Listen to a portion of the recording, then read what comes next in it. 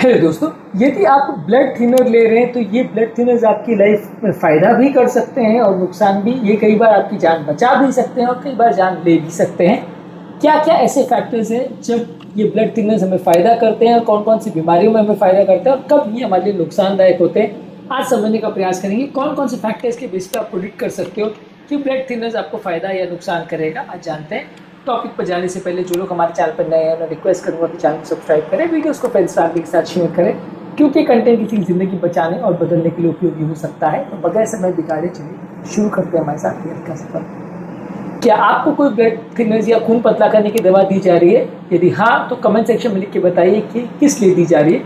Blood thinners यानी खून पतला करने की दवा अलग अलग तरीके की होती है। एंटीप्लेटलेट्स होते हैं, एंटीकोएगुलेंट्स होते हैं।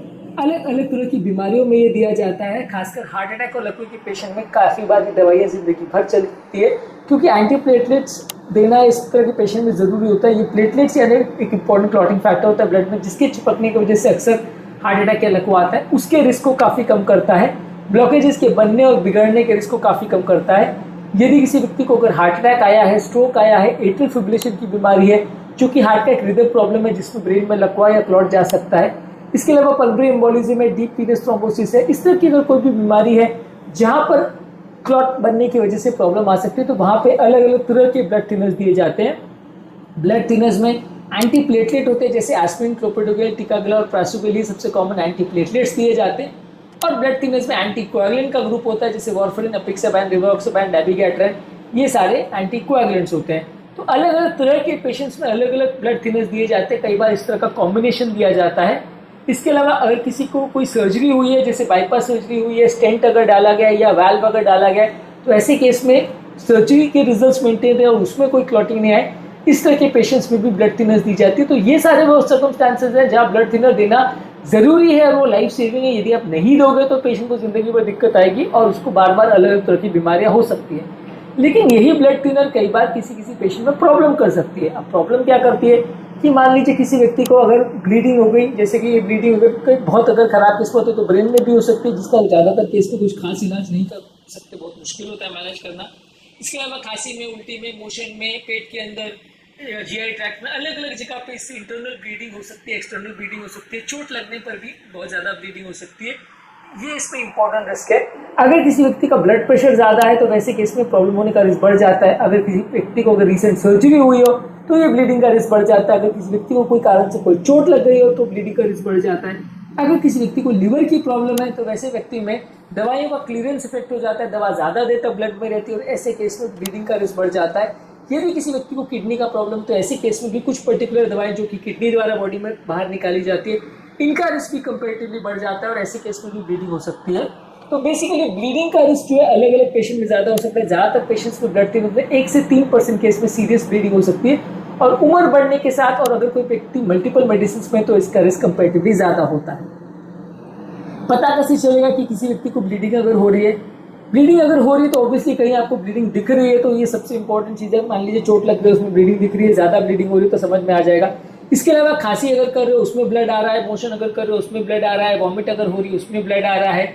इसके अलावा अगर मोशन का कलर काला आ रहा है, इसके अलावा सडन सीवियर अगर किसी को हेडेक हो रहा है, सडनली अगर किसी का बीपी कम हो रहा है, सडनली अगर उसको बहुत ज़्यादा चक्कर, कमजोरी हो रही है, चोट लगने पर बहुत ज़्यादा ब्लीडिंग हो रही है, बिना चोट लगे भी स्किन में ब्रूजिंग हो रही है, ये सारे साइंस है जो सजेस्ट करते हैं कि ब्लड ज़्यादा पतला हो गया और ऐसे केस में ब्लीडिंग का रिस्क हो जाता है। तो इसमें से कोई भी फैक्टर अगर आपको दिख रहा है तो आप समझ सकते हैं कि ब्लड ज़्यादा पतला हो गया और आपको दवाइयों का डोज को कम करना पड़ेगा या कुछ टाइम के लिए बंद करना पड़ेगा।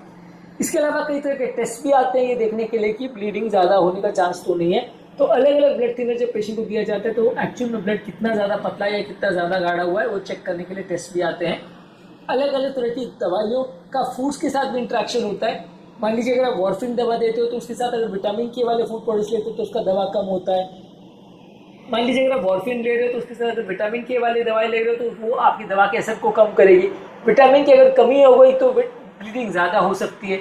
इसके अलावा कुछ पेन किलर्स जैसे non steroidal anti inflammatory drugs है वो ब्लीडिंग के रिस्क को बढ़ाते हैं। तो अलग अलग दवाइयों के बाकी दवाइयों के साथ और खाद्य पदार्थों के साथ भी इंट्रैक्शन हो सकते हैं, जिसकी वजह से कई बार आपका ब्लीडिंग या क्लॉटिंग का रिस्क अफेक्ट हो सकता है।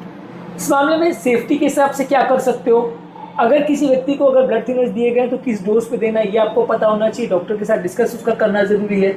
मेडिसिन ले रहे हैं तो बीच बीच में मिस नहीं करना है, कंटिन्यूसली लेना है। मेडिसिन से अगर कोई साइड इफेक्ट हो रहा है तो उसको डॉक्टर को इन्फॉर्म करना है। यदि आपकी कोई सर्जरी होने वाली है या डेंटल वर्क होने वाला है तो उससे पहले दवाई के बारे में डॉक्टर से डिस्कस करना है। इसके अलावा मेडिसिन को दिन भर में सेम टाइम पर हमेशा लेना है, मिस नहीं करना है। अगर कोई अलग से आप दूसरी मेडिसिन ले रहे हो, खाने पीने में मेजर चेंजेस कर रहे हो तो उसके बारे में डॉक्टर से डिस्कस करना है। सॉफ्ट टूथब्रश या इलेक्ट्रिक रेजर का प्रयोग करना है, इंजरी से बॉडी को बचाना है। ओवरऑल ये सारी चीज़ों में एक रिस्क बेनिफिट रेशियो होता है। डेफिनेटली ब्लड थिनर जब दिया जाता है तो इंटेंशन इसी के साथ दिया जाता है कि वो क्लॉटिंग की टेंडेंसी को कम करेगा, हार्ट अटैक लगने के रिस्क को कम करेगा, इस तरह की क्लॉटिंग संबंधित बीमारियों के रिस्क को कम करेगा। लेकिन जब ये दवाई दी जाती है और किसी किसी पेशेंट में कभी बार प्रेडिक्टेबल नहीं होता कि किसको प्रॉब्लम होगी, लेकिन कभी कभार ये सडन प्रॉब्लम कर सकती है, ब्लीडिंग कर सकती है, जिसकी वजह से वही ब्लड थिनर जो आपकी जान बचाने के लिए दिया गया था वो आपकी जान लेने के लिए कारण बन सकती है या जानलेवा आपके लिए हो सकती है। तो इसलिए समझना ज़रूरी है कि ब्लड थिनर्स अपने आप में एक दोधारी तलवार जैसी, जिसमें फ़ायदा भी बहुत हो सकता है और कई बार नुकसान भी हो सकता है। सही तरह से सही बीमारी में अगर इसको लिया जाए तो ये आपकी जान बचा सकती है। और उसी पेशेंट में अगर बाई चांस किस्मत खराब हो या कोई रिस्क फैक्टर अगर हो या सही से मॉनिटर नहीं की तो वो जानलेवा भी हो सकती है। तो ब्लड थिनर्स के बारे में जानना, समझना और उसकी ओवरऑल रिस्क बेनिफिट रेशियो को समझना काफ़ी ज़्यादा ज़रूरी है। उसको स्टार्ट करने से पहले और उसको मेंटेन करने के हिसाब से ये जानना और समझना ज़रूरी है, क्योंकि ये दवा काफ़ी ज़्यादा फायदेमंद लेकिन काफ़ी ज़्यादा डेंजरस दोनों ही हो सकती है। आज के टॉपिक में हमने बात करी कि ब्लड थिनर्स आपके लिए कब लाइफ सेविंग और कब लाइफ थ्रेटनिंग हो जाते हैं। ब्लड थिनर्स के ब्लीडिंग रिस्क को कम करने के लिए क्या कर सकते हैं और कौन कौन सी बीमारियों में ब्लड थिनर्स से रिस्क ज़्यादा बढ़ जाता है, इस पर अलग से हमने 2 वीडियोस किए, उसको भी जरूर चेकआउट करें। उम्मीद करूँगा कि आज के टॉपिक में कुछ नई बातें जानने को मिली होगी। जो लोग हमारे चैनल पर नए हैं उन्हें रिक्वेस्ट करूँगा कि चैनल को सब्सक्राइब करें, वीडियोस को फ्रेंड्स फैमिली के साथ शेयर करें, क्योंकि ये कंटेंट किसी की ज़िंदगी बचाने और बदलने के लिए उपयोगी हो सकता है। आपके कमेंट्स हमें जानने में मदद करते हैं कि आपको हमारा कंटेंट कैसा लग रहा है, प्लस हमारे लिए मोटिवेशन और इंस्पिरेशन का काम करते हैं। इसलिए वीडियोस को देखते रहिए, शेयर करते रहिए और हेल्थ के सफर में आगे बढ़ते रहिए।